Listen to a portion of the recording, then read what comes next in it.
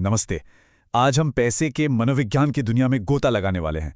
और सच कहूं तो ये एक बहुत ही दिलचस्प आइडिया है कि पैसे के साथ हमारा जो रिश्ता है ना, उसका लेना देना हमारी इंटेलिजेंस से कम और हमारे बर्ताव से कहीं ज्यादा है।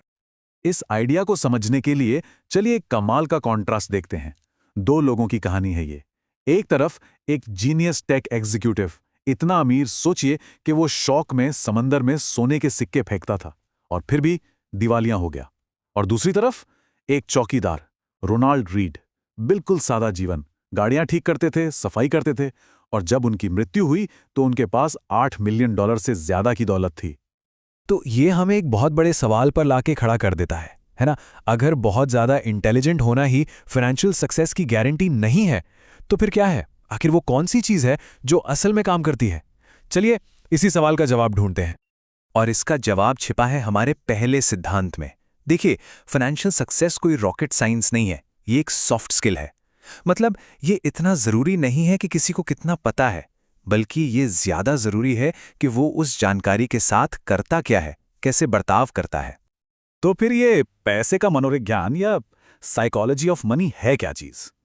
सीधी सी बात है, ये इस बात की स्टडी है कि हमारे पैसों से जुड़े नतीजे हमारी अकल से नहीं बल्कि हमारे बिहेवियर से तय होते हैं। और ये जो ट्रेडिशनल मैथ्स वाली फाइनेंस की सोच है ना, उससे एकदम अलग है। और ये बात एक कोट में बहुत खूबसूरती से कही गई है। एक जीनियस इंसान भी अगर अपने इमोशंस पर कंट्रोल खो दे तो वो एक फाइनेंशियल डिजास्टर साबित हो सकता है। मतलब साफ है, जब बात पैसे की हो तो एक शांत दिमाग अक्सर एक तेज लेकिन बेचैन दिमाग से कहीं बेहतर काम करता है। अच्छा, अब आते हैं हमारे दूसरे प्रिंसिपल पर, जो बहुत जरूरी है। वो ये है कि अमीर बनना और अमीर बने रहना, ये दो बिल्कुल अलग अलग स्किल्स हैं। सोचिए, पैसा कमाने के लिए क्या चाहिए? अक्सर रिस्क लेना पड़ता है, ऑप्टिमिस्टिक यानी आशावादी होना पड़ता है, खुद को आगे रखना पड़ता है। लेकिन पैसा बनाए रखने के लिए, उसके लिए चाहिए विनम्रता, थोड़ा डर और ये ख्याल कि जो कमाया है वो उतनी ही तेजी से जा भी सकता है।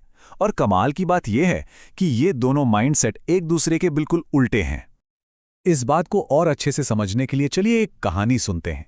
ये कहानी है रिक गुएरेन की। बहुत कम लोग जानते हैं कि वॉरेन बफेट और चार्ली मंगर के साथ शुरुआत में एक तीसरे पार्टनर भी थे, रिक गुएरेन। बफेट और मंगर जितने ही स्मार्ट थे, पर उनमें एक बहुत बड़ा फर्क था। तो हुआ ये कि 1970 के दशक की शुरुआत में तीनों ने साथ में निवेश किया।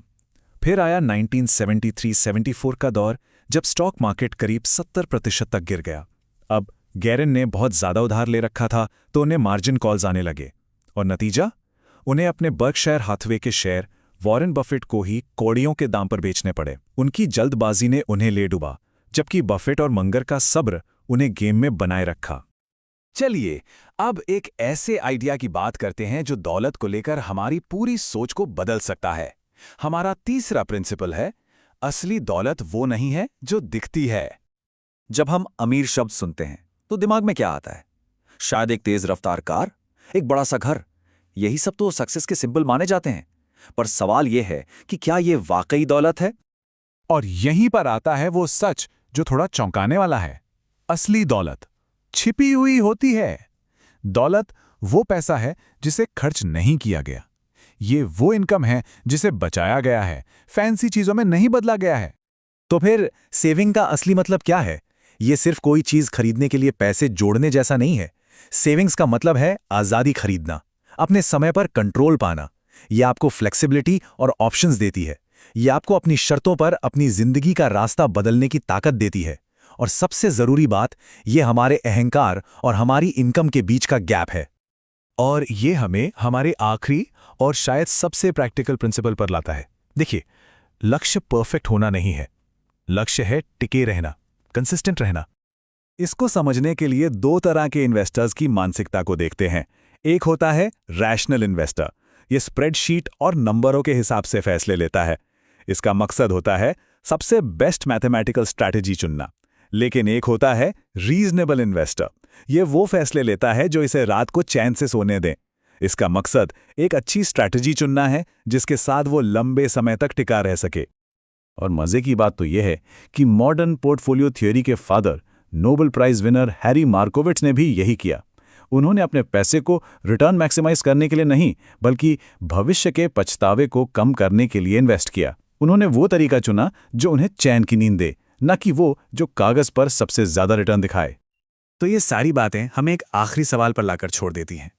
वो कौन सी फाइनेंशियल स्ट्रैटेजी है जो किसी को भी रात में सुकून से सोने में मदद करती है?